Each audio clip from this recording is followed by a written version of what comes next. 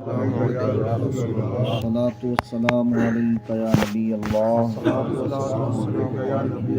الصلاة والسلام عليك يا حبيب الله.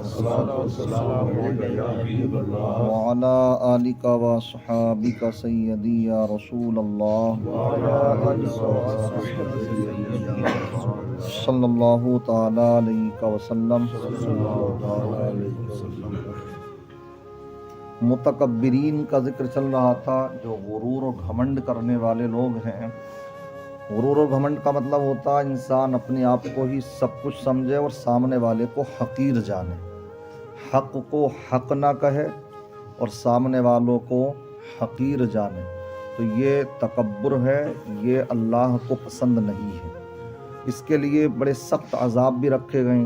حضرت حارثہ بن وہب رضی اللہ تعالی عنہ سے روایت ہے، بیان کرتے ہیں کہ سمعت رسول اللہ صلی اللہ علیہ وسلم یقول، میں نے پیارے آقا صلی اللہ تعالی علیہ وسلم کو فرماتے ہوئے سنا.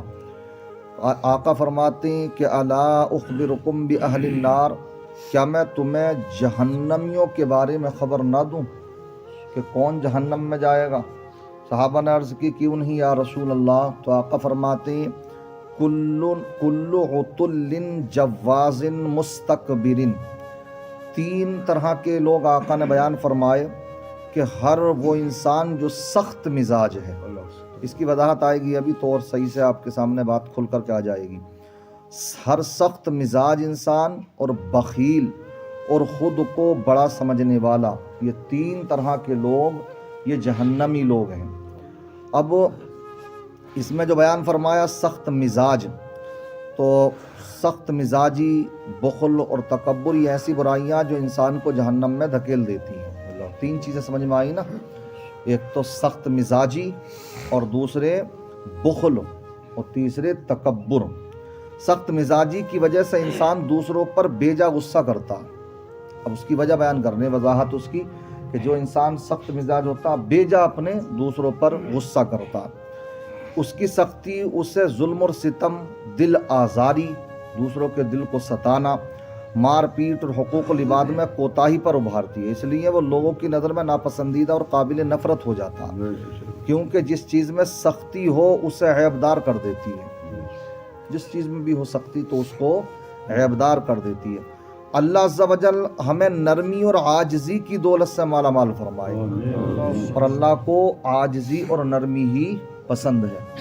شیطان نے جو فلسفہ اللہ کی بارگاہ میں بیان کرا تھا، جب اس کو حضرت آدم علیہ السلام کو سجدہ کرنے کا حکم ہوا تو اس نے جو منع فرمایا اور ایک فلسفہ اللہ تبارک و تعالیٰ کے سامنے بیان کرنا شروع کیا اس نے کہ خلقتنی من نار وخلقتہ من طین، کہ مجھے تو نے آگ سے پیدا کیا اور ان کو مٹی سے، اور آگ کی صفت یہ ہے کہ اس کو جب جلاؤ تو اوپر کو بھڑکتی ہے. بھڑک رہی ہے نہیں ہے؟ امریکہ کی بتیری لگی ہوئی دیکھ لی ہوگی، اب تو بتیرے شعلے بھڑکتے ہوئے دیکھ لی آسمانوں سے باتیں کرتے ہوئے. اور مٹی کی صفت یہ ہے کہ وہ اوپر کو ڈالو نیچے کو آتی ہے.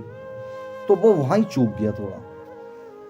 جو فلسفہ تو بیان کرا اس نے، یہ تو نے مجھے آگ سے پیدا کیا اور آگ کی صفت یہ ہے کہ وہ اوپر کو جاتی ہے، یعنی بلندی ہے اس کی صفت میں.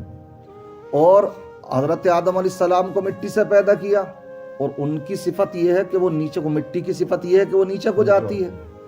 تو میں بڑا ہو کے چھوٹے کو سجدہ کیسے کروں؟ یہ تھا فلسفہ. چوک ہو گئی یہاں پر. وہ یہ بھول گیا کہ رب تبارک و تعالیٰ کو یہ اکڑ پسند نہیں ہے، اللہ کو عاجزی ہی پسند ہے. اللہ کو عاجزی ہی پسند ہے. اس لیے رب تبارک و تعالیٰ سخت مزاج، یہ کیونکہ سخت مزاجی جس کے اندر ہوگی، ہاں سختی بھی ہونا چاہیے، ایسا نہیں ہے. قرآن میں بیان فرمایا محمد الرسول اللہ والذین آمنوا اشداء علی الکفار رحماء بینہم، کہ محمد اللہ کے رسول ہیں اور جو ایمان والے ہیں وہ کفار کے لیے سخت ہیں. جہاں بات آ جائے کہ وہ تمہاری جانوں سے کھیلیں، تمہاری عزتوں سے کھلواڑ کریں، سمجھ رہے ہیں، تو پھر مسلمانوں کے ایمان بہت مضبوط ہیں، پھر بہت سخت ہو جاتے ہیں. اور رحماء بینہم، اور آپس میں بڑے نرم دل ہیں آپس میں. تو جہاں کوئی حق بات کہی جا رہی ہے، سمجھ رہے ہیں، تو وہاں پر انسان سختی کرے، اس کے مزاج میں سختی آ جائے، بات حق کہنے میں سختی آ جائے، تو یہ اس میں نہیں آئے گا سخت مزاجی میں. سخت مزاجی، بیجا سخت مزاجی جو شریعت کے خلاف ہے، اس طرح کی بیجا سختی جو کہ غصہ دلاتی ہے، دوسروں کے اوپر ظلم و ستم پر ابھارتی ہے، اس طرح کی سختی، سمجھ رہے ہیں؟ تو اس طرح کی سختی جو دوسروں پر ظلم و ستم پر ابھارے، دوسروں کو دبانے کے اوپر ابھارے، تو اس طرح کی سختی جو ہے یہ جہنم میں لے کر کے جائے گی، سمجھ رہے ہیں؟ کنجوسی کی وجہ سے انسان صدقات واجبہ کی ادائیگی، محتاجوں کی مدد اور دیگر کام خیر کے کاموں سے محروم رہتا۔ کنجوسی جب آ جاتی ہے انسان کے اندر تو وہ امداد تو بہت بڑی بات رہی، جو صدقہ نافلہ ہے وہ تو بہت بڑی بات ہے، وہ واجبہ تک ادا نہیں کرتا، زکوٰۃ بھی جب ادا کرتا حساب لگاتا تو اپنے گول مولی کر دے معاملہ، سمجھ رہے ہیں؟ حساب ویسے 1 روپیہ کا بہت بڑھیا رہتا، کئی منیم بھی لگے ہوئے ہیں، سمجھ رہے ہیں؟ 1 روپیہ کہاں سے کمایا جا سکتا ہے، 50 پیسے کہاں سے بچ سکتے ہیں، سب پتہ، لیکن جہاں زکوٰۃ دینے کا ارے وہ حساب لگ ہی نہیں پائے گا، ممکن ہی نہیں ہے صاحب، سمجھ رہے ہیں؟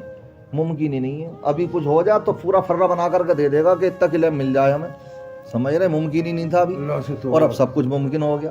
تو یہ زکوٰۃ دیتے وقت میں ارے کتنا ہو جائے گا، نہ لگ رہا لم سم میں زیادہ کر کے لگا لے حساب، کیا ہو گیا، کچھ زیادہ ہی نکل جائے گی، سمجھ رہے ہیں؟ تو وہ وجہ یہ رہتا کہ حساب جوڑ لیا تو پہنچے گی لاکھوں میں، اور گول مول میں نپٹ جائیں گے 20-30 ہزار روپے میں اپنے ایسے ہی، سمجھ رہے ہیں نہیں؟ تو یہ رہتا معاملہ۔ تو یہ صدقات نافلہ یا امداد تو یہ تو بڑی چیز ہے، سمجھ رہے ہیں؟ تو واجبہ کے بعد کا مسئلہ ہے جب انسان کے اندر یہ کنجوسی کی صفت آ جاتی ہے تو وہ فرائض تک کی ادائیگی میں کوتاہی کرنے لگتا ہے، اور جو کوتاہی کرے گا اس میں فرض ادا نہ کرے، زکوٰۃ فرض ہے وہ ادا نہ کرے، واجبات فرض ہیں اس کے اوپر وہ ادا کرے، تو پھر وہ کار خیر سے، محتاجوں کی مدد سے، اس طرح کے کاموں سے بھی پھر کوسوں دور ہوتا چلا جاتا ہے، سمجھ رہے ہیں؟ اسی کے لیے کہا گیا کہ بخیل اللہ سے دور ہے اور سخی اللہ کے قریب ہے، اللہ کے قریب ہے۔ اس لیے کنجوس نہ خود خوش رہتا نہ اس کے متعلقین یعنی اس سے تعلق رکھنے والے، اسے جان سے زیادہ مال کی فکر ہوتی ہے، حالانکہ یہی مال اس کے لیے دنیا اور آخرت میں وبال بن جاتا ہے۔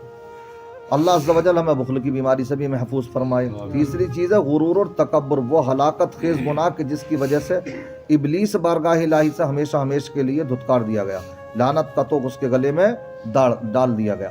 بڑے بڑے عبادت گزار تکبر کی وجہ سے ذلیل اور رسوا ہو کر کے رہ گئے۔ بہت عبادت گزار، وہ جمعے پڑھنے والے نہیں کہ صرف ڈگا ماری کر لی اپنے ہفتے میں 1 مرتبہ، وہ والوں کی بات نہیں چل رہی ہے۔ بڑے بڑے عبادت گزار اس تکبر کی وجہ سے ان کی عبادتیں ملیہ میٹ ہو گئیں، ان کی عبادتیں ملیہ میٹ ہو گئیں۔